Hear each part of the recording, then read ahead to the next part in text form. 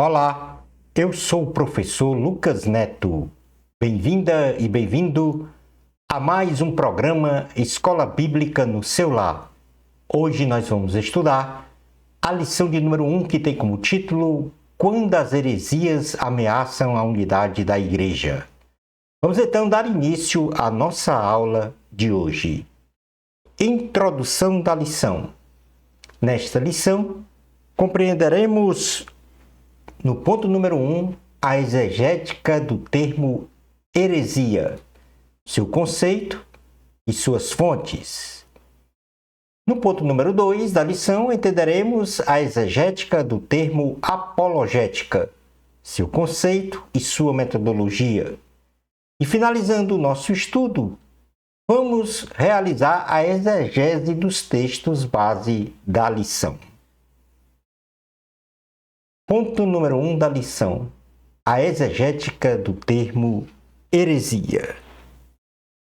Conceito de heresia, em síntese, são as doutrinas, crenças, ideias ou teorias que são proclamadas a uma dada sociedade discordantes e renunciantes das doutrinas e crenças místicas de um determinado grupo de fiéis, de uma igreja ou de um sistema religioso. Quais são, então, as fontes das heresias? A heresia em si, ela assume uma característica de influência externa, quando os ensinos ministrados por doutrinadores externos à igreja se desviam do padrão de ensino dos dogmas desta igreja. E também ela possui uma influência interna quando membros da eclésia desvirtuam ou não aceitam ou abandonam os ensinos doutrinários do grupo religioso ao qual pertencem. Isto significa que a heresia pode estar fora ou dentro do sistema religioso. Ou seja, ensinos heréticos podem ser proclamados por um outro grupo religioso ou outro grupo social externo à igreja, ou membros e líderes da própria igreja. O apóstolo Paulo, ele menciona em suas cartas escritas estas ameaças externas e internas à saúde espiritual da igreja cristã neotestamentária. Uma fonte de heresias, por exemplo, de um grupo externo, foram os membros da Galácia, ou seja, os Gálatas, que estavam abandonando o Evangelho de Cristo por acolher um evangelho diferente pregado por outras pessoas fora da igreja. Então, a mensagem principal que o apóstolo Paulo faz aos Gálatas é que não há outro evangelho a não ser o evangelho de Cristo. Gálatas, capítulo 1, versículos 6 ao 9, diz assim a palavra do Senhor: admiro-me de que vocês, no caso aqui os Gálatas, estejam abandonando tão rapidamente aquele que os chamou pela graça de Cristo, para seguirem outro evangelho, que na realidade não é o evangelho. O que ocorre é que algumas pessoas os estão perturbando, querendo perverter o evangelho de Cristo. Mas ainda que nós, ou um anjo do céu, pregue um evangelho diferente daquele que lhes pregamos, que seja amaldiçoado. Como já dissemos, agora repito, se alguém lhes anuncia um evangelho diferente daquele que já receberam, que seja amaldiçoado. Portanto, aqui o apóstolo Paulo fala aos Gálatas de que não há outro evangelho a não ser o evangelho de Cristo. Mas outras fontes de heresias são os grupos internos, tais como os membros e obreiros enganosos, falsos apóstolos e obreiros enganosos, para descredenciar o apóstolo Paulo, ou seja, a autoridade, o credenciamento do apóstolo Paulo como apóstolo de Jesus. Eles pregavam e ensinavam o evangelho de Cristo de forma enganosa, desvirtuando para atender, e desvirtuada, melhor dizendo, para atender apenas os seus interesses e motivações pessoais. Na segunda carta aos Coríntios, no capítulo 11, versículos 9 ao 15, o apóstolo Paulo ele afirma isso. Quando estive entre vocês e passei por alguma necessidade, não fui um peso para ninguém, pois os irmãos, quando vieram da Macedônia, supriram aquilo que eu necessitava. Fiz tudo para não ser pesado a vocês e continuarei a agir assim. Tão certo como a verdade de Cristo está em mim, ninguém na região da Acaia poderá privar-me deste orgulho. Por quê? Porque não os amo? Deus sabe que eu os amo. E continuarei fazendo o que faço, a fim de não dar oportunidade àqueles que desejam encontrar a ocasião de serem considerados iguais a nós nas coisas de que se orgulham. Pois tais homens são falsos apóstolos, obreiros enganosos, fingindo-se apóstolos de Cristo. Isto não é de admirar, pois o próprio Satanás se disfarça de anjo de luz. Portanto, não é surpresa que os seus servos finjam que são servos da justiça. O fim deles será o que as suas ações merecem. Portanto, aqui nós temos uma síntese do que é a heresia e suas fontes. A heresia são ideias, crenças, teorias que vão de encontro, ou seja, desvirtuam as crenças, os dogmas, a fé de um determinado grupo religioso. E as heresias elas podem ter duas fontes.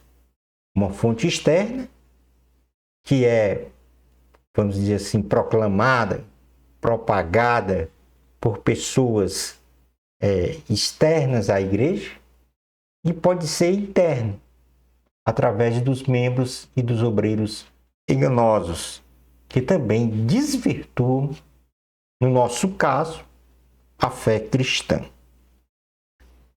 Então, como fazer para não ser enganado, não ser influenciado por esses ensinos não sincronizados ou condizentes ou alinhados com as crenças e com as doutrinas de uma fé, no nosso caso, a fé cristã.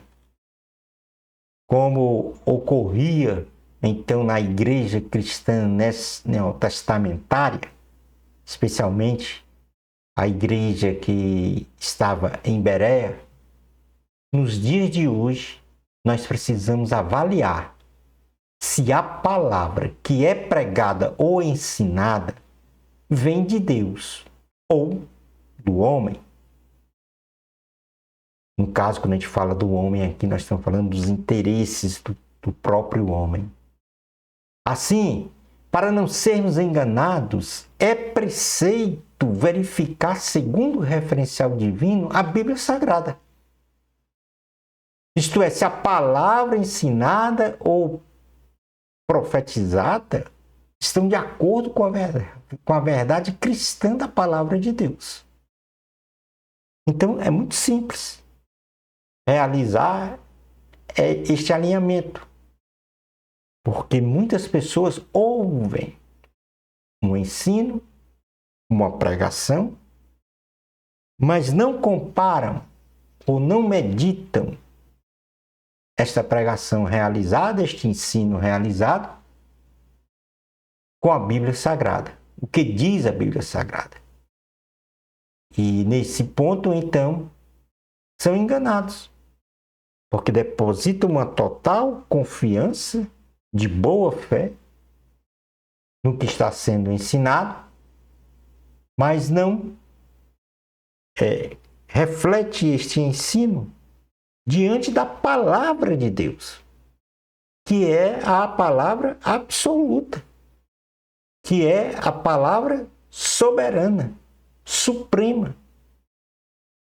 E, portanto, devemos realizar esta comparação, esta meditação, vamos dizer assim, esta exegese, para determinar se o que foi pregado e o que foi ensinado está de acordo com a palavra de Deus.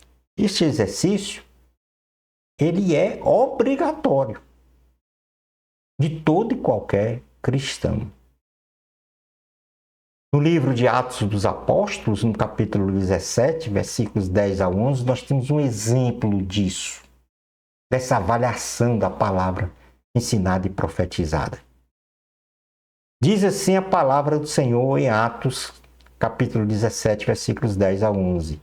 Logo que anoiteceu, os irmãos enviaram Paulo e Silas para Bereia, para a igreja que estava em Bereia. Chegando ali, eles foram à sinagoga judaica. Os bereanos eram mais nobres do que os tessalonicenses, pois recebiam a mensagem com grande interesse. Agora, o que eles faziam? Examinavam todos os dias a Escritura para ver se tudo era assim mesmo. Então, os bereanos, eles recebiam com avidez, com educação, toda a palavra profetizada e ensinada a eles por quem quer que seja, no caso aqui, Paulo e Silas, foram à sinagoga e lá pregaram o Evangelho de Cristo, mas mesmo assim, eles compararam aquela pregação, aquela mensagem com o que estava escrito na palavra. Portanto, isso é indispensável realizar e a Bíblia nos ensina isso.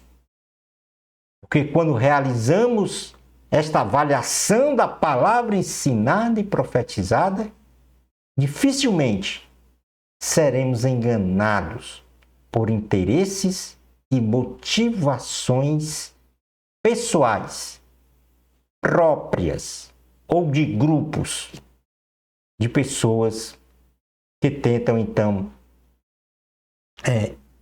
implementar os seus interesses, as suas motivações no meio daquele grupo religioso.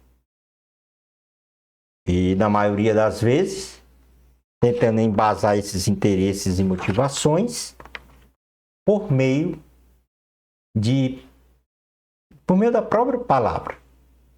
Então, isso nos blinda de uma forma exegética das mensagens heréticas ou que não condiz com a fé cristã, tanto de grupos externos como do próprio grupo interno.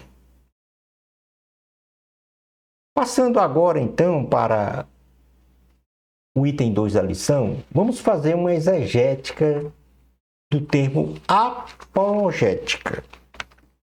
E o que é, então, a apologética? O conceito de apologética no sentido teológico. Em síntese, a apologética significa a defesa da fé.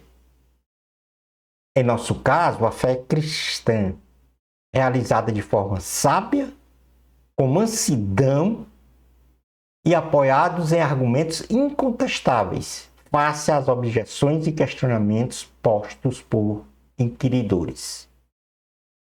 Portanto, aqui, a apologética, ela blinda, ela faz uma defesa da fé, do que acreditamos, no caso, a fé cristã.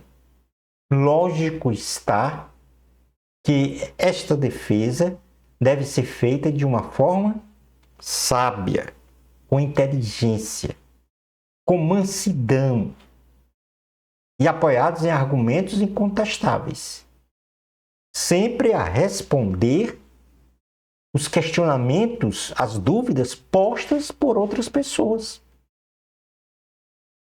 Isto quer dizer que esta defesa tem que ser feita de forma educada, tem que ser feita de uma forma sem agressões, quer sejam físicas ou verbais. O nosso inimigo não é a pessoa que está a duvidar da nossa fé, a questionar a nossa fé. O nosso inimigo, a Bíblia diz que é o diabo. E, portanto, aquela pessoa, ela deve ser tratada com educação, ela deve ser, vamos dizer assim, orientada sobre o que acreditamos, com inteligência, com mansidão, com polidez, com bondade e nunca com agressões físicas ou verbais ou de qualquer outra que possam, vamos dizer assim, atingir a moral, a honradez de uma pessoa. Portanto, aí está o conceito da apologética. Na primeira carta de Pedro, capítulo 3, versículos 15 ao 16, ele diz exatamente isso. Devemos defender a fé de uma forma sábia e com mansidão. Diz assim a palavra do Senhor na primeira carta de Pedro, capítulo 3, versículos 15 ao 16. Mas assim como é santo aquele que os chamou, sejam santos vocês também em tudo que fizerem, pois está escrito: sejam santos, porque eu sou santo. Na realidade, não é primeira carta a Pedro, capítulo 3, versículos 15 ao 16. Não é esse texto, tá? O texto é este. Primeira carta de Pedro, capítulo 3, versículos 15 a 16.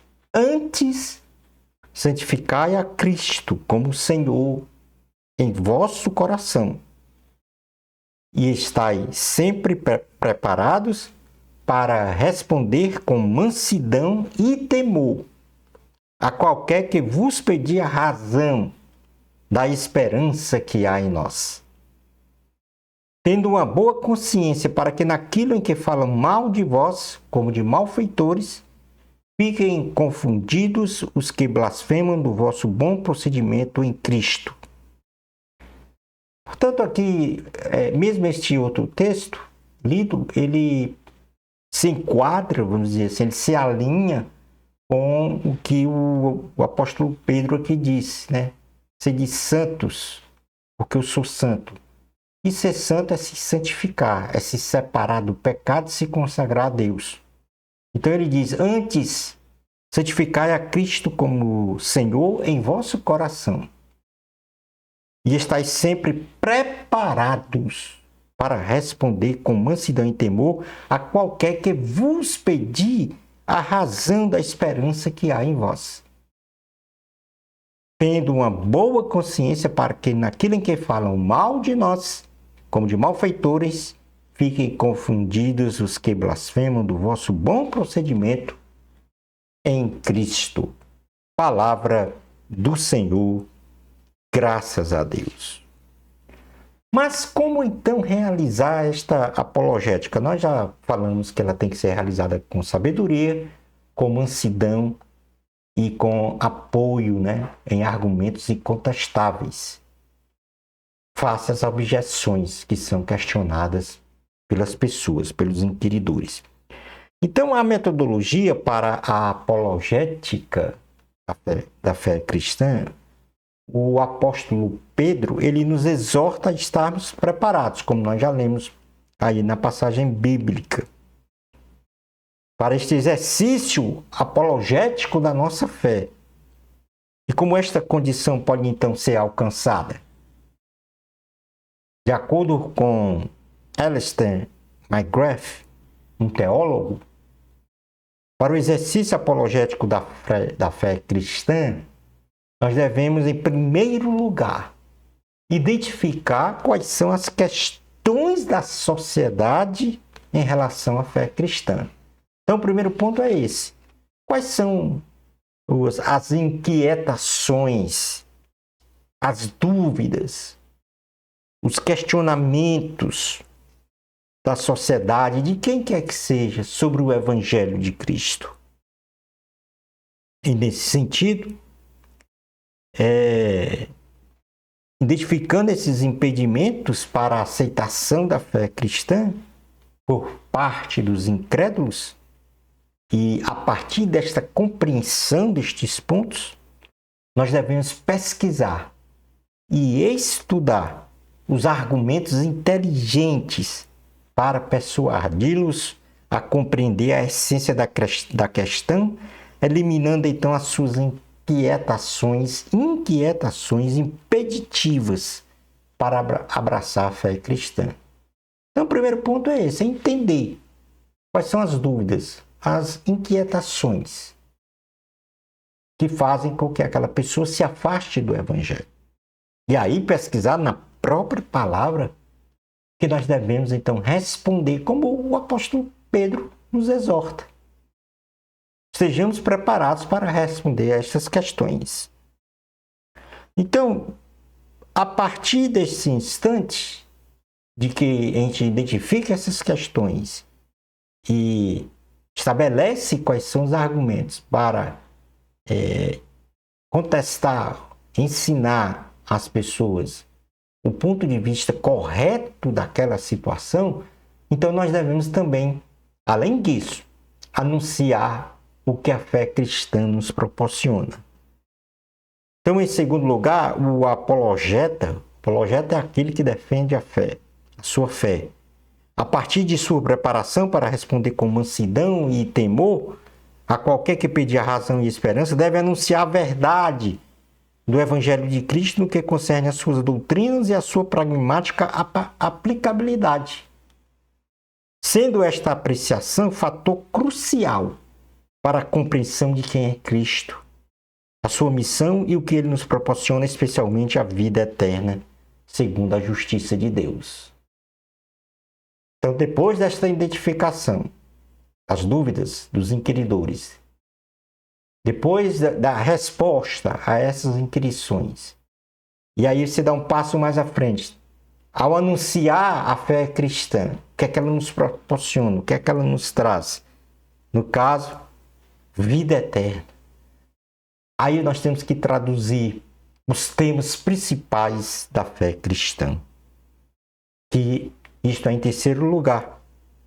O apologeta, de forma contínua e sistemática, deve traduzir, isto é, interpretar com fidedignidade, melhor dizendo, os principais temas doutrinários do cristianismo para o fortalecimento da fé cristã no mundo, promovendo também a unidade de fé e evitando qualquer erro de interpretação das doutrinas cristãs.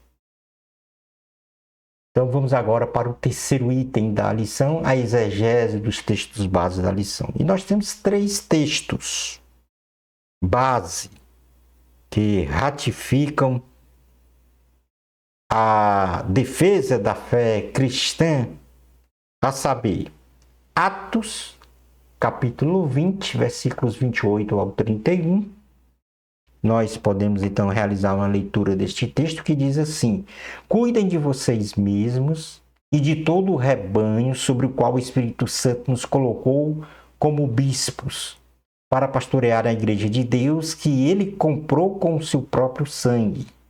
Sei que depois da minha partida, lobos ferozes penetrarão no meio de vocês e não pouparão o rebanho.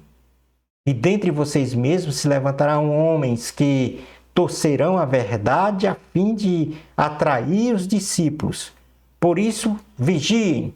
Lembre-se de que durante 3 anos jamais cessei de advertir a cada um de vocês disso, noite e dia, com lágrimas.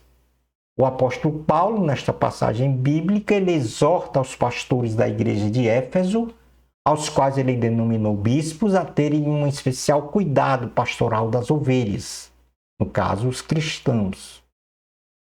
Salvos pelo próprio sangue de Cristo, faça o desejo de domínio moral e espiritual sobre a vida dos fiéis, isto é, fiéis cristãos por parte de pessoas inescrupulosas, aos quais ele denominou de lobos cruéis.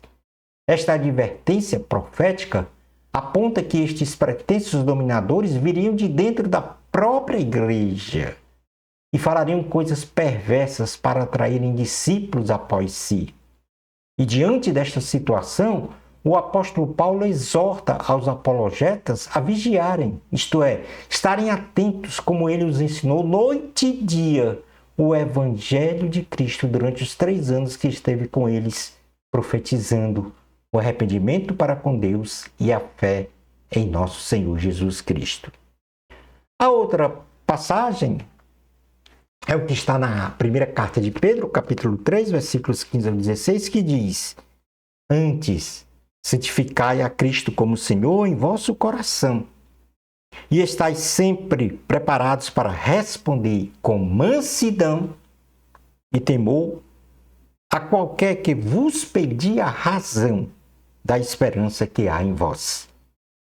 Tendo uma boa consciência para que naquilo em que falam mal de vós, como de malfeitores, fiquem confundidos os que blasfemam do vosso bom procedimento em Cristo.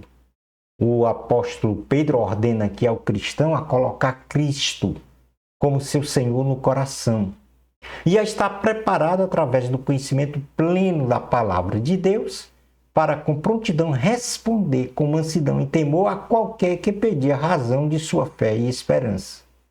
Corroborado esta autêntica fé cristã pelo seu comportamento moral e espiritual irrepreensível diante de Deus e dos homens, não dando margem de credibilidade e confiança para os que viessem a falar mal do cristianismo. Então, nada de violência, nada de palavras torpes, nada de agressões físicas, nada de agressões verbais. É com inteligência, com sabedoria, com entendimento do Espírito Santo, que se argumenta as dúvidas, os questionamentos dos inquiridores da nossa fé. E o último texto está na segunda carta de Pedro, capítulo de número 2, versículos 1 ao 3, que diz: No passado surgiram falsos profetas no meio do povo, como também surgirão entre vocês falsos mestres. Estes introduzirão secretamente heresias destruidoras, chegando a negar o soberano que os resgatou, trazendo sobre si mesmo repentina destruição. Muitos seguirão os caminhos vergonhosos desses homens, e por causa deles será difamado o caminho da verdade. Em sua cobiça, tais mestres os explorarão, com histórias que inventaram. Há muito tempo a sua condenação paira sobre eles, e a sua destruição não tarda. O apóstolo Pedro, mais uma vez, adverte ao povo de Deus, dizendo que haveriam no meio deles falsos pastores e falsos mestres, que introduziriam doutrinas de heresias de perdição e de negação da salvação e da vida eterna na pessoa de Jesus Cristo. E que muitos seguiriam práticas libertinas, pecaminosas, que blasfemam contra Deus e a sua palavra, E tudo isto pelo desejo destes falsos profetas e falsos mestres de domínio espiritual e econômico sobre os fiéis, com palavras aparentemente lindas, porém fingidas, buscando especialmente acumular riquezas para o seu bel prazer. Entretanto, estes falsos profetas e falsos mestres teriam um julgamento do justo juiz dos céus e da terra, em virtude de seus abomináveis atos. Concluindo então a nossa aula de hoje. Nesta lição, compreendemos o conceito de heresia como sendo crenças que desvirtuam a natureza e a essência das doutrinas de um grupo religioso e que esta heresia pode advir de uma fonte externa ou interna a este grupo. Aprendemos que a apologética, conceituada como a defesa da fé, deve ser realizada de forma sábia, com mansidão e com argumentos incontestáveis, diante das objeções postas pelos inquiridores, e que a metodologia para a realização desta defesa da fé perpassa pelo entendimento das doutrinas, proclamação destas e interpretação fidedigna da palavra de Deus. Por fim, realizamos a exegese dos textos base da lição, identificando através das demonstrações dos apóstolos Pedro e Paulo da existência de falsos pastores e falsos mestres, com o desejo de domínio espiritual e econômico sobre o povo de Deus, exigindo assim dos fiéis, essencialmente dos verdadeiros e autênticos pastores, prontidão para investir de forma sábia e com mansidão contra as heresias que desvirtuam e perturbam a saúde espiritual do povo de Deus. Shalom Adonai. Na próxima lição, vamos estudar a lição 2. Somos cristãos. Bênçãos especiais de Jesus para você. Amor a Cristo. A glória é de Deus. Até o nosso próximo programa, Escola Bíblica no seu lar. Isso, se Deus permitir.